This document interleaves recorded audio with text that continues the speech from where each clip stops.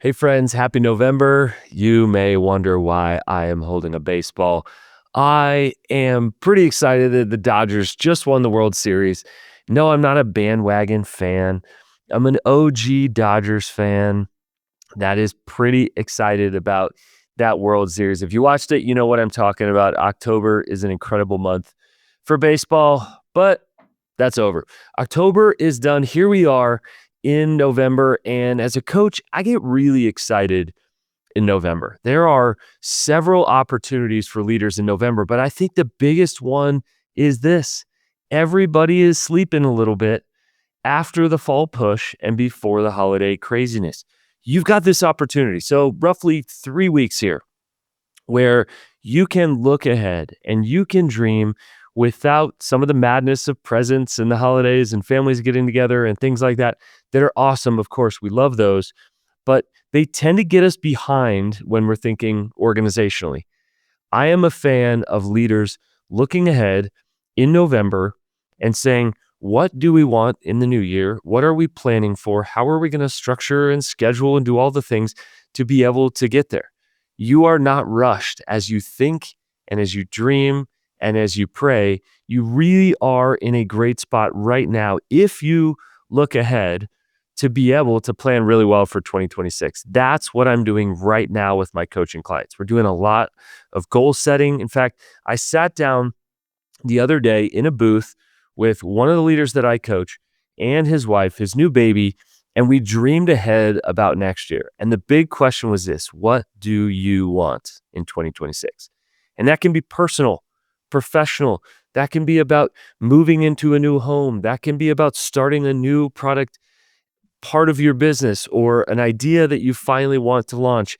And this is that time that you can actually look ahead to dream for something new. This Saturday, I was actually sitting in a coffee shop, kind of minding my own business, reading a little bit.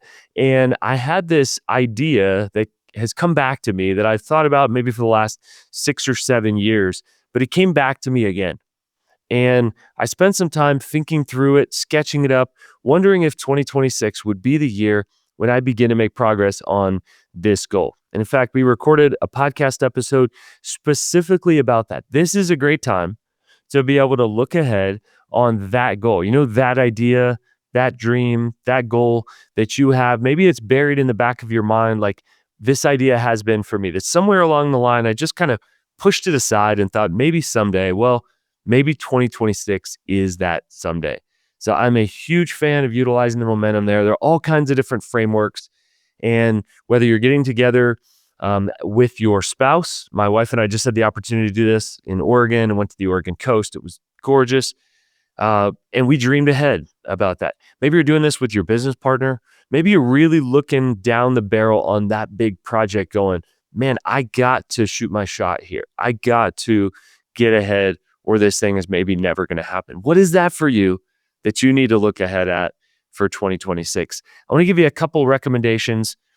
In fact, this book right here, it's got a different cover if you see it on Amazon. Company of One: Why Staying Small is the Next Big Thing for Business. This is by Paul Jarvis. I'm recommending this to my coaching clients who own their own business. This can be a really refreshing read for you. It was one of those books that kind of arrested me. I picked it up in a big old bookstore and read through it a little bit, and I absolutely loved it. I'm all about growth mindset. I'm all about growing to the right size for an organization, but he believes that many organizations grow too big, and that's why a lot of organizations fail. This is one of the things I do with coaching clients, is try to right size the business. We've done this with our team here, and now at H2, I think we know the right size of the business that we need to be able to impact people in the way that we do it. What about you? If you are a business owner, how are you supposed to be structured and sized to be able to impact the people that are around you, the business that you do, your unique design, the way that you show up really well for the world? So highly recommend this, as well as The Art of Asking Better Questions by my brother, Briggs, coming up on the podcast. We're going to have an interview about that. That to me is for any leader who wants to grow. If you see yourself as a person of influence, you need to ask great questions to your team. You need to ask great questions to your spouse or your significant other or your kids. the people around you, great question askers are just, well, really engaging to be around in any setting. So huge fan of that, not just because he's my brother. Again, you'll hear him here on the podcast. Friends, welcome to November. Seize the moment. And here is the question. What step will you take to seize the month of November so that 2026 already has momentum when you hit it? What steps will you take? Because when you hit 2026, we want you to already have momentum, already have dreams, already have plans. Plan that quarterly offsite, get with your partner, get with your spouse. Friends, welcome to November. We're looking forward to the holidays and all of that. But here is this moment. Don't lose it. Seize this moment, November.